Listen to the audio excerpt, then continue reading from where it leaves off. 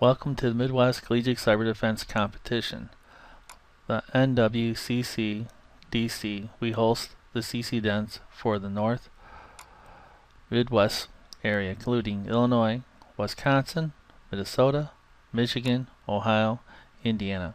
I'm going to cover how the blue team can access the system and what is the minimum requirements to be needed to access the system remotely.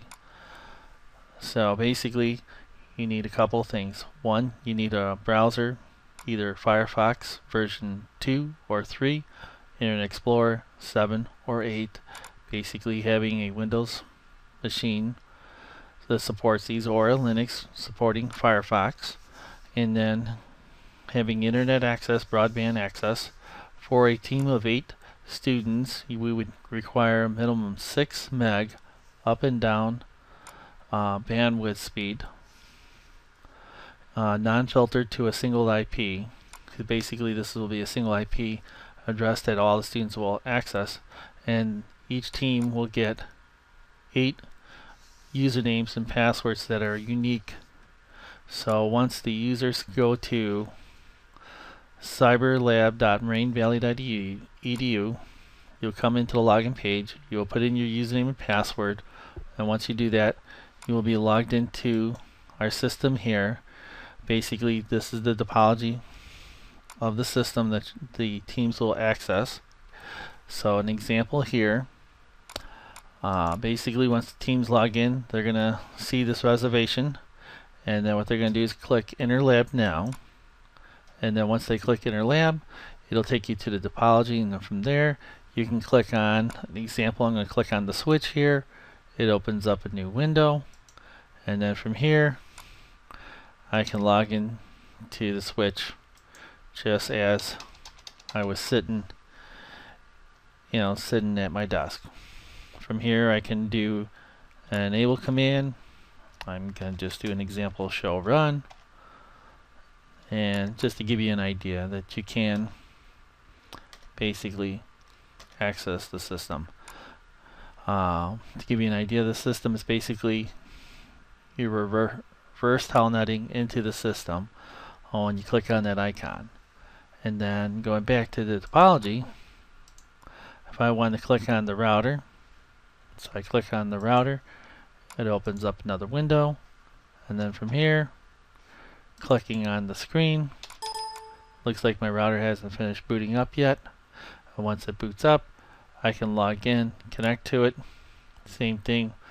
If I go back into the topology, click on the Active Directory, it will take me here, show that it's connecting, and then down here I click on do the Control-Delete, and then clicking on the box.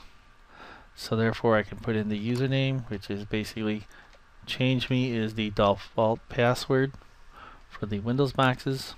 From here I can now have access to this particular server, so now I can go to the command line, do whatever I want,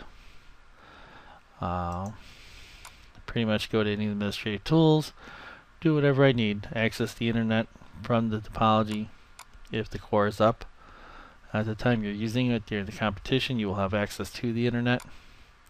So that's some quick basic notes. Here under actions, you can, for basically the router, the PICs, the switch, you have these sets of options. You can turn it off, power it on, recycle it, scrub it. Basically it'll put in the basic configs that you had, pass recovery. Just a little caveat, when you do that, especially on the 2611 routers, they do take 20 minutes to recycle. So once you scrub the router, if you do decide to go ahead and do that, you're going to have a 20-minute downtime with the router. So what that also means, to make a note, that you're not going to have access to the scoring engine. The scoring engine is not going to have access to your services because the router is being rebooted, so you will not receive points if you do this. But if you need to, you gotta do what you gotta do. And the same thing with all the other servers. You can basically turn them off turn them on, scrub the device. Basically, scrubbing the device will put it in the default configuration. You cannot save any states or anything like that, so you only have these three choices. So, say an example, if the red team winds up demolishing the Linux box, you can just click scrub, and then basically you're going to get a pop-up message. You're going to allow, and now it's basically being scrubbed. And then status, it's going to tell you how many users are connected to what, and the default, if they are powered on or powered not. Connections are going to tell you who's connected. One little caveat to be aware of: don't click done during the time of using the system. Once you click done, basically what will happen is we'll say, okay, you are done now competing, and what will happen is the system will log you off and you will not be able to get back onto the system. So be aware of that. So you want to make sure you do not click I am done during the event or during your time, using the lab, because once you do that, your time will end, and then you will have to call and be rescheduled. You'll have to call the white team member and have them basically recreate a new schedule for you to log into the system. So that's pretty much it.